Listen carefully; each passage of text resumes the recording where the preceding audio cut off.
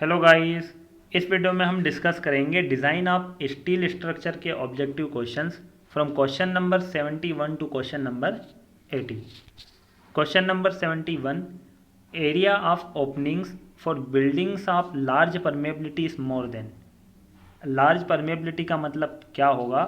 जब बिल्डिंग में area of opening more than हो। किससे मोर देन हो? 10% ऑफ वॉल एरिया, 20%, 30% या 50% ऑफ वॉल एरिया। तो इससे पहले वाले पार्ट में हमने क्वेश्चन नंबर 61 से question number 70 design of steel structure का जो पार्ट था क्वेश्चन नंबर 61 से 70, उसमें हमने डिस्कस किया था 3 टाइप की permeability: low permeability, medium permeability और लार्ज परमेबिलिटी। उसके लिए प्रेशर कोफिशिएंट कितना होगा, इंटरनल प्रेशर कोफिशिएंट, और ओपनिंग एरिया कितना होगा, ये हमने डिस्कस किया था। तो यदि आपने लास्ट पार्ट नहीं देखा हो तो पहले आप लास्ट पार्ट देख लो, क्योंकि जो कॉन्सेप्ट होते हैं वो लास्ट वीडियो के कॉन्सेप्ट रिपीट होते हैं। कुछ कॉन्सेप्ट जो होंगे वो रिपीट होते हैं, ठीक है। तो पहले यदि आपने एक बार पढ़ लिया होगा, समझ लिया होगा, तो सेकेंड टाइम आपको समझने में आसानी होगी। एक बार और हम यहाँ पर डिस्कस कर लेते हैं, ठीक है। जिसने पहले पार्ट देख लिया होगा क्वेश्चन नंबर 61 टू 70 वाला, तो इसको ये समझना आसान होगा, उसका रिवीजन हो जाएगा। इंटरनल प्रेशर कोफिशिएंट का मतलब होगा internal air pressure in a building depends upon the degree of permeability of cladding to the flow of air. यदि आपने लास्ट पार्ट देख लिया हो तब भी इसको एक बार और समझ लो, आपका रिवीजन होगा, इससे कुछ नई चीज़ें भी शायद सीखने को मिल सकती हैं। इंटरनल प्रेशर कोफिशिएंट का मतलब होगा वो बिल्डिंग पर डिपेंड होता है। कैसे डिपेंड होता है? Degree of permeability of cladding to the flow of air. जो बिल्डिंग के कवरिंग मटेरियल होते हैं, ठीक है, उसमें वॉल भी हम यहाँ पर कंसिडर कर सकते हैं। वॉल है या रूफ है, जहाँ भी ओपनिंग होती है जिससे कि एयर का फ्लो हो सके, वो उसको हम कहेंगे डिग्री ऑफ परमेबिलिटी, ठीक है। और ओपनिंग के हिसाब से बता देंगे कि उसकी डिग्री ऑफ परमेबिलिटी क्या है, लो, मीडियम या large. The internal air pressure may be positive or negative depending on the direction of flow of air in relation to opening in the building। तो बिल्डिंग में कौन से पार्ट में opening हमने provide की है, विंडो के फॉर्म में, वेंटिलेटर के फॉर्म में, ठीक है, या किसी और फॉर्म में हमने ओपनिंग जो प्रोवाइड की है, उसकी डायरेक्शन, कौन से डायरेक्शन में हमने ओपनिंग प्रोवाइड की है, और जो एयर है या जो विंड है उसकी डायरेक्शन क्या है, उसके अकॉर्डिंग वो डिपेंड करता है इंटरनल प्रेशर नेगेटिव होगा या पॉजिटिव होगा। तो आपको यहाँ पर 3 चीज़ें याद रखना है। लो परमेबिलिटी के लिए opening of wall area less than 5% होगा, मीडियम परमेबिलिटी के लिए 5 to 20% और लार्ज परमेबिलिटी के लिए 20%। Internal pressure coefficient plus minus 0.2 P होगा। पी का मतलब basic wind pressure, plus minus 0.5 P जब मीडियम परमेबिलिटी होगी, और लार्ज परमेबिलिटी के लिए इंटरनल कोफिशिएंट कितना होता है, प्लस माइनस 0.7 पी। अब क्वेश्चन हम देख लेते हैं। क्वेश्चन में आपको लार्ज परमेबिलिटी दिया गया है।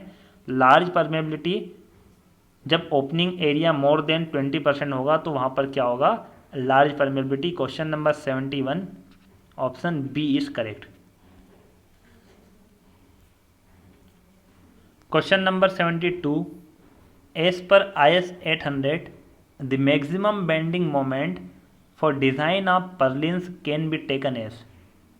जब हम पर्लिन की डिज़ाइन करते हैं तो उसमें मैक्सिमम बेंडिंग मोमेंट कितना लेते हैं, where W is total distributed load including the wind load on the purlins and L is the centre to centre distance of support. तो पर्लिन के बारे में तो हमने पहले वाली वीडियो में पढ़ चुके हैं। हम पर्लिन क्या होता है, उसमें किस टाइप के लोड आते हैं, किस लोड के लिए हम डिज़ाइन करते हैं, ठीक है। तो यहाँ पर हमें फॉर्मूला डिस्कस करना है। तो हम पहले ही डिस्कस कर चुके। पर्लिन क्या होती है? Purlins are beams used on trusses to support the sloping roof system. They are placed in an inclined position over the main rafters of the trusses, ठीक है। इसमें आपका रिविज़न होगा, हम ज़्यादा यहाँ पर डिटेल में नहीं समझेंगे, सिर्फ हम एक बार रीड कर लेते हैं। To avoid bending in the top chord of the roof trusses it is theoretical desirable to place purlins only at panel point. Purlin को हम पैनल पॉइंट पे प्लेस करते हैं जिससे कि उसमें बेंडिंग ना हो, बेंडिंग को अवॉइड करने के लिए। डेड लोड जो होता है वो सेंटर ऑफ ग्रेविटी से पास होता है, और विंड लोड रूफ ट्रस के परपेंडिकुलर होता है या नॉर्मल होता है। Purlin section subjected to bending and twisting, दोनों होते हैं वहाँ पर, और रिजल्ट क्या होगा, अनसिमेट्रिकल बेंडिंग वहाँ पर जनरेट होगी। The recommended bending moments are mu PL/10 and mv HL/10. It has to be noted that the purlins at the edges are and spans be designed considering local wind effect. यदि हम and पे बात करते हैं या as पे बात करेंगे तो पर्लिन्स को डिज़ाइन किया जाता है, लोकल विंड इफेक्ट भी उसमें कंसिडर किया जाएगा। और दो यहाँ पर आपको जो मोमेंट दिए गए हैं एम यू और एम वी, ये दोनों एक्सिस है, यू यू एक्सिस और वी वी एक्सिस। वहाँ पर जो मोमेंट होगा दोनों एक्सिस पे हम निकालेंगे, एक डेड लोड से और एक विंड लोड से। तो दोनों लोड जो दिए हैं उससे दोनों से क्या होगा, सेम होगा। विंड लोड से भी कितना होगा, PL/10 और HL/10, डेड लोड और विंड लोड दोनों से सेम फॉर्मूला होता है, सिर्फ उस लोड की वैल्यू चेंज होगी। L/10 से हम मल्टीप्लाई कर देते जो भी लोड होगा। Total distributed load including wind load, तो यहाँ पर फॉर्मूला क्या हो जाएगा, WL/10। Option C is correct. Question number 73, as per IS 875 for the purposes of specifying basic wind velocity the country has been divided into. Basic wind velocity हम पढ़ चुके, क्या होता है डिज़ाइन विंड वेलोसिटी, ये दोनों हम पढ़ चुके हैं। IS 875 के अकॉर्डिंग हमें बताना है कि जो कंट्री है इंडिया को कितने जोन में डिवाइड किया गया है, ठीक है, वो पूछा गया आपको। तो बेसिक विंड स्पीड का मतलब क्या होगा, figure 1 gives basic wind speed map of India. तो वहाँ पर हमने फिगर नहीं डिस्कस किया था, जब लास्ट पार्ट में हमने बेसिक विंड स्पीड जब डिस्कस किए थे तो वहाँ पर फिगर नहीं डिस्कस किया। तो यहाँ पर फिगर 1 हम देख लेंगे। As applicable to 10 metre height above mean ground level for different zones of the country. Country के जो अलग अलग जोन्स हैं, जितने भी जोन में डिवाइड किया गया है, उस जोन पर मीन ग्राउंड लेवल से 10 मीटर हाइट पर बेसिक विंड दी गई है। उस बेसिक विंड के अकॉर्डिंग ही जोन को डिवाइड किया गया है। Basic wind speed is based on the peak gust velocity averaged over a short time interval of about 3 seconds and correspond to the mean height above ground level in an open terrain। इसका मतलब क्या होगा, यहाँ भी एक question बन सकता है। जो बेसिक विंड स्पीड होती है वो किस पे बेस्ड होती है, पिक गस्ट वेलोसिटी, जो कि शॉर्ट टाइम के लिए 3 सेकंड के लिए होगी। मतलब क्या होता है कि 50 साल में हम 3 सेकंड ऐसे देखते हैं कि कब उस एरिया में, उस टेरेन में वेलोसिटी पीक होगी, ठीक है, 3 सेकंड के लिए। तो वो हो जाएगी उसकी basic wind speed. Basic wind speed presented in figure 1 have been worked out for 50 year return period. Basic wind speed for the some important cities or towns is also given in appendix A. तो ये सब कुछ हम discuss करने वाले हैं, यहाँ पर फिगर भी हम देख लेंगे। ये इंडिया का फिगर यहाँ पर गिवन है, ठीक है। जोन डिवाइडेड है, यहाँ पर जोन कितने आप देख सकते हो, कितने जोन में कितने कलर आपको दिखाई दे रहे हैं, 6 है, 6 जोन है, ठीक है। तो पहला जो जोन दिया गया है वहाँ पर वेलोसिटी कितनी होगी, 55 मीटर पर सेकेंड। पहले वाले यदि हम जोन की बात करते हैं, ठीक है, तो ये वाला जोन होगा यहाँ पर। इस जोन में जो वेलोसिटी होगी वो कितनी होगी, 55 मीटर पर सेकेंड। बेसिक विंड वेलोसिटी की बात कर रहे हैं, जो कि मीन ग्राउंड लेवल से 10 मीटर के हाइट पे होती है। और उसके अकॉर्डिंग, उसका यूज़ करके, जो बेसिक विंड वेलोसिटी होती है उसका यूज़ करके हम क्या निकालते हैं, design wind speed. Second zone देख सकते हो 50 मीटर पर सेकेंड, ठीक है। तो आपको यहाँ पर याद क्या रखना है, नंबर ऑफ जोन से याद रखना है, और मिनिमम और मैक्सिमम वेलोसिटी याद रख लो कितनी होगी। क्वेश्चन नंबर 73, जोन कितने यहाँ पर 6। Question number 73 option C is correct. यहाँ पर कुछ सिटी की स्पीड भी दी गई है, ठीक है। तो कम से कम आप जिस सिटी में रहते हो या आपके आसपास जो सिटी यहाँ पर गिवन होगी उसकी वेलोसिटी आप याद रख लो, क्योंकि कभी कभार ऐसा हो सकता है कि इंटरव्यू में आपसे वो क्वेश्चन पूछे जा सकते हैं, ठीक है। तो आप यहाँ पर देख लो कि कौन सी सिटी आपके नियर बाय होगी उसकी बेसिक विंड स्पीड आपको पता होना चाहिए कितनी होगी। Question number 74, the number of seismic zones in which the country has been divided are. Country को डिवाइड किया गया है कितने नंबर ऑफ जोन में, कौन से जोन में, सेस्मिक जोन में। इससे पहले हमने जो डिस्कस किया था वो विंड जोन था, तो बेसिक विंड जोन से हमने 6 जोन में डिवाइड किया है, और सेस्मिक जोन से हम कितने जोन में डिवाइड करेंगे वो देख लेते हैं। सेस्मिक का मतलब हो जाएगा seismic waves are the vibration from earthquakes that travel through the earth. तो अर्थ में जो टेक्टोनिक प्लेट्स होती हैं, ठीक है, उसके टकराने से जो वाइब्रेशन होता है, ठीक है, अर्थक्वेक वैसे आपको पता ही है अर्थक्वेक का मतलब क्या होता है, ज़्यादा डीप में हम नहीं समझेंगे। सिर्फ जो वाइब्रेशन होता है वो वाइब्रेशन जब अर्थ से होते हुए अर्थ की सरफेस पे आता है, ठीक है, तो उसको हम कहेंगे सेस्मिक वेव्स। और मैंने आपको समझाया भी था कि कौन कौन सी वेव्स होती, कितने टाइप की होगी, ये भी मैंने गुप्ता एंड गुप्ता का जब हमने सॉल्यूशन देखा था, ठीक है, तो उसमें मैं आपको समझा चुका हूँ। यहाँ पर हम देख लेते हैं सेस्मिक जोन्स का मतलब क्या होगा, कितने सब कॉन्टिनेंट में हमने डिवाइड किया है। Seismic zones in India subcontinent is divided into 4 seismic zones. 4 seismic zone में हमने डिवाइड किया है इंडिया को, based on the scientific inputs relating to seismicity, earthquakes occurred in the past and tectonic setup of the region. उस region में जो tectonic setup है, tectonic plates का, पास्ट में अर्थक्वेक कितना आया है, कितनी इंटेंसिटी थी उसकी, ठीक है, तो उसके अकॉर्डिंग 4 जोन में डिवाइड किया गया है। ये तो हमने लेटेस्ट कोड की बात कर ली है, ये प्रेजेंट की बात हो रही है, ठीक है, अभी जो है वो 4 है, लेकिन गुप्ता एंड गुप्ता का जो एडिशन है, ठीक है, इसके अकॉर्डिंग यहाँ पर आपको 3, 5, 6, 7 ऑप्शन ही इसी टाइप से दिए गए हैं। तो यहाँ पर ऑप्शन आपको देखना है कि ऑप्शन कौन सा करेक्ट होगा। 4 तो दिया नहीं है यहाँ पर, ठीक है, तो हम यहाँ पर और थोड़ा सा समझ लेते हैं। Previously earthquake zones divided into 5 zones, but now the first and second seismic zones were unified. पहले जो अर्थक्वेक जोन थे वो 5 में डिवाइड किया गया था, लेकिन उसके बाद क्या हुआ कि फर्स्ट और सेकेंड ये जो सेस्मिक जोन थे इसको एक मान लिया गया, फर्स्ट और सेकेंड को एक मान लिया गया। सेकेंड मतलब फर्स्ट जो था उसको एक तरीके से सेकेंड में मर्ज कर दिया गया, तो फर्स्ट और सेकेंड मिला के एक ही सेस्मिक जोन है, कौन सा, सेकेंड।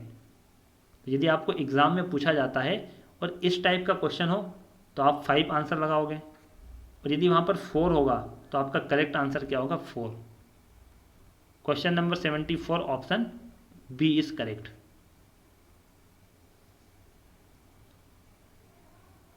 ये जोन देख सकते हो आप, जोन सेकेंड, फर्स्ट नहीं है अब, ठीक है, फर्स्ट को इसी में मर्ज कर दिया जोन सेकेंड में।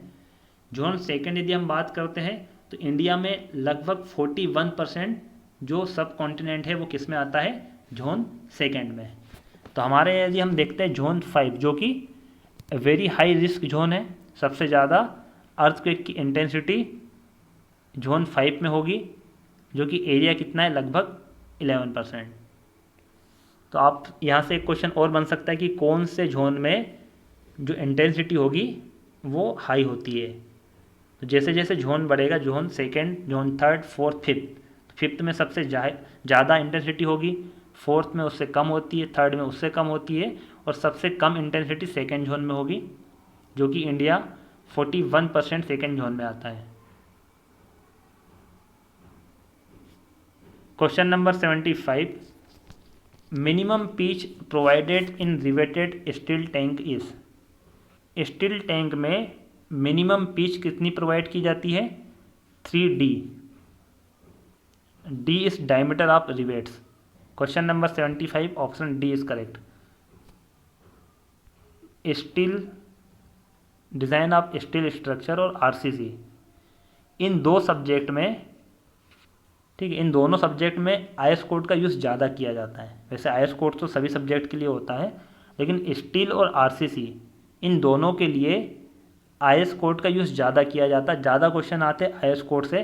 तो आपको कुछ क्वेश्चन ऐसे भी मिलेंगे, बुक में भी ऐसे मिलेंगे और एग्ज़ाम में भी ऐसे मिलेंगे, जिसके आंसर आपको डायरेक्ट याद होना चाहिए, ठीक है। तो यहाँ पर पिच तो मैं आपको समझा चुका हूँ, पिच किसको कहते हैं, ठीक है।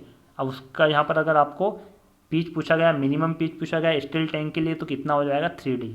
ये डायरेक्ट आपको ऑप्शन याद रखना होगा, IS कोड में दिया गया है। Question number 76, the allowable tensile stress in structural mild steel plates for the steel tank is assumed as. तो अलाउेबल टेंसाइल स्ट्रेस कितनी होगी माइल्ड स्टील की, तो यील्ड स्ट्रेंथ की बात कर लेते हैं। ठीक है, अलाउेबल तो कितनी होती है 105 mega pascal on net area. Yield strength is defined as being the amount of stress applied to the material that will be deformed in permanently। Material की वह स्ट्रेस जब वहाँ पर वो परमानेंटली डिफॉर्म हो जाता है तो वो उसकी स्ट्रेस क्या कहलाएगी, उसकी जो स्ट्रेंथ होगी या स्ट्रेस होगी वो कहलाएगी yield strength. Second, the value of yield strength और stress depends on the grade of steel. Grade of steel पे डिपेंड करती है। यदि हम माइल्ड स्टील की बात करते हैं तो माइल्ड स्टील को हम कहेंगे ग्रेड उसकी क्या होती है Fe250। तो उसकी अप्रॉक्सीमेट यदि आपको यील्ड स्ट्रेंथ पूछते हैं तो कितनी हो जाएगी 250 मेगा पास्कल या न्यूटन पर mm²। इसी प्रकार से Fe415 की कितनी होती है 415 मेगा पास्कल। लेकिन आपको क्वेश्चन में पूछा गया अलाउेबल टेंसाइल स्ट्रेस। ठीक है, तो यहाँ पर दो ऑप्शन को तो आप एलिमिनेट कर सकते हो, दो ऑप्शन आपके एलिमिनेट हो जाएंगे C और D, क्योंकि ग्रॉस पे हम क्या निकालते हैं कंप्रेसिव मेंबर के लिए ग्रॉस एरिया यूज़ करते हैं। टेंशन के केस में हम नेट एरिया यूज़ करेंगे, और नेट एरिया तो ऑप्शन ए और बी में से आपका करेक्ट होगा बी। माइल्ड स्टील की अलाउेबल टेंसाइल स्ट्रेस कितनी होती है 105.5 मेगा पास्कल या newton per mm²। Question number 76 option B is correct. Question number 77, steel tanks are mainly design for. Steel tank, ठीक है, टैंक जनरली यूज़ किया जाता है वाटर के लिए। ठीक है, अगर वाटर के लिए यूज़ किया गया है स्टील टैंक तो उसको हम डिज़ाइन करेंगे। टैंक की अगर बात होती है, ठीक है, स्टील टैंक है, वो सपोर्ट होगा, वहाँ पर टावर्स होंगे, टावर या कॉलम, और ये आपस में कनेक्ट होंगे ब्रेसिंग से। तो यदि हम टैंक को डिज़ाइन करते हैं तो टैंक को डिज़ाइन करते हैं वाटर प्रेशर के लिए, और जो इसके सपोर्टिंग एलिमेंट है जैसे ये टावर है या ब्रेसिंग है उसको डिज़ाइन किया जाता है weight of tank, wind pressure और अर्थक्वेक फोर्सेस के लिए। Question number 77 option C is correct. Water pressure, weight of tank, wind pressure, earthquake forces are important for supporting structures like column, या इसको टावर कहा जाता है, और ब्रेसिंग एक्सेट्रा। जो सपोर्टिंग एलिमेंट होते हैं या स्ट्रक्चर होते हैं उसको डिज़ाइन किया जाता है। टैंक का वेट कितना है, विंड प्रेशर कितनी है, अर्थक्वेक फोर्स कितना है। ठीक है, नेक्स्ट एक क्वेश्चन हम देखेंगे। जो ब्रेसिंग होता है उसका यूज़ हम इसलिए करते हैं कि जो विंड प्रेशर, अर्थक्वेक फोर्स, इनके कारण जो ट्विस्टिंग आती है उस ट्विस्टिंग को प्रिवेंट करने के लिए ब्रेसिंग का यूज़ किया जाता है। Question number 78, which of the following section should preferable be used at places where torsion occurs. जहाँ पर टॉर्जन आएगा वहाँ पर किस सेक्शन को हम प्रिफर करते हैं। टॉर्जन के लिए सबसे अच्छा सेक्शन होता है क्लोज्ड सेक्शन। यदि हम दो सेक्शन की बात करते हैं, एक क्लोज्ड सेक्शन है एक ओपन है, तो इसमें हम क्लोज्ड सेक्शन का यूज़ करेंगे टॉर्जन के लिए। तो एंगल और चैनल ये दोनों ओपन सेक्शन होंगे, इनका यूज़ हम नहीं करते टॉर्जन के लिए, टॉर्जन में ये वीक होते हैं। तो स्ट्रॉन्ग हमारा होगा बॉक्स टाइप। ठीक है, जो बॉक्स होगा वो स्ट्रॉन्ग होता है। अ सिस्टम ऑफ लेटरल और diagonal bracing is provided to prevent the structure from twisting. Structure को ट्विस्टिंग से प्रिवेंट करने के लिए हमें लेटरल या डायगोनल ब्रेसिंग यूज़ करते हैं। Open section such as angles and channels are weak in torsion. तो टॉर्सन में क्या होते हैं, वीक होते हैं। क्वेश्चन नंबर 78, तो प्रिफर हम करेंगे बॉक्स टाइप को। Option C is correct. Bracing का यूज़ भी आपको पता चल गया, ब्रेसिंग का यूज़ क्या होता है। The capacity of the smallest pressed steel tank is.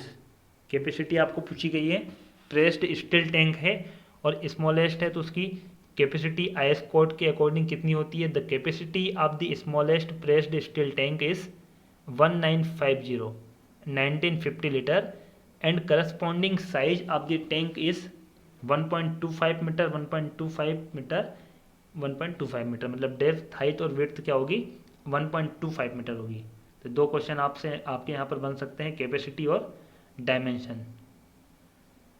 Smallest pressed steel के लिए कितना होगा, 1950 litre, option C is correct. Last question हम डिस्कस कर लेते हैं, question number 80। The bracing between two columns of a steel tank will be design to resist. Steel tank में दो कॉलम के बीच में हम ब्रेसिंग का यूज़ करते हैं, क्यों करते हैं, ठीक है। तो ये मैंने अभी आपको समझाया, ब्रेसिंग का यूज़ क्यों करते हैं। उसका यूज़ होता है जो अगर ट्विस्टिंग आती है लेटरल लोड के कारण, तो ब्रेसिंग उसको प्रिवेंट करता है। The main function of the bracing in steel structures that the lateral forces due to wind, earthquakes etcetera are transmitted efficiently to the foundation of the building. तो उसको effectively क्या होता है कि फाउंडेशन, जो बिल्डिंग या यहाँ पर हमारा जो टैंक है, वाटर टैंक, ठीक है, उसकी फाउंडेशन तक यदि हमें ट्रांसमिट करना है अर्थक्वेक और विंड लोड को, तो हम किसका यूज़ करते हैं, ब्रेसिंग का यूज़ करते हैं। तो आपकी इसकी जो डिज़ाइन होती है ब्रेसिंग की, तो जो कॉलम का लोड है 2.5%, 2.5% of column load is added because braces support the column laterally. जो ब्रेसिंग है या ब्रेस है वो सपोर्ट होती है कॉलम से लेटरली, इसीलिए कॉलम पर जो लोड आता है, वैसे कॉलम तो ट्रांसफ़र कर देगा फाउंडेशन पे, लेकिन कॉलम का कुछ लोड लगभग 25% वो भी कौन ट्रांसफ़र करता है, ब्रेस्ट, वो सपोर्ट करता है ब्रेस्ट। ठीक है, क्वेश्चन समझ में आया होगा आपको। Horizontally shear due to wind और अर्थक्वेक, तो जो ब्रेसिंग होती है उसको डिज़ाइन हम करते हैं कि हॉरिजॉन्टल शियर और शियर विंड और अर्थक्वेक के कारण जो होगा वो उसको तो फुली जो होगा ब्रेसिंग ही ट्रांसफ़र करेगा फाउंडेशन तक, लेकिन कॉलम का जो लोड होता है, कॉलम का भी 2.5% लोड ब्रेसिंग क्या करता है, ट्रांसफ़र करता है कहाँ तक, फाउंडेशन तक। Question number 80 option B is correct. Thank you for watching friends. Video अच्छा लगा तो लाइक कीजिए, कमेंट कीजिए और वीडियो को ज़्यादा से ज़्यादा शेयर कीजिए। चैनल पे नए तो चैनल को सब्सक्राइब कीजिए जिससे कि आपको लेटेस्ट वीडियो मिल सकें। Thank you for watching.